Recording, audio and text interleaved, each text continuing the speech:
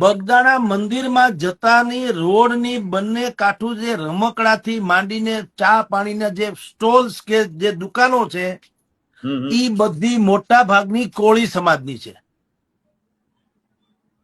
અને યોગેશભાઈ સાગર મુંબઈના ધારાસભ્ય કાંદિવલીના, એની આ લોકોની એવી શિકાયત છે, કોળી સમાજના જે અગ્રણીને મેં ફોન ઉપર બધી વાતચીત કરી છે, એ લોકોની એવી શિકાયત છે કે યોગેશભાઈ આ બધી દુકાનો હટાવી દેવા માંગે છે અને ત્યાં ગમે એ કરવા માંગે છે. સાંભળો, એટલે બધા કોળી સમાજની દુકાનો હટી જાય તો અનેક પરિવારો જે છે રોજગાર વિહોણા થઈ જાય.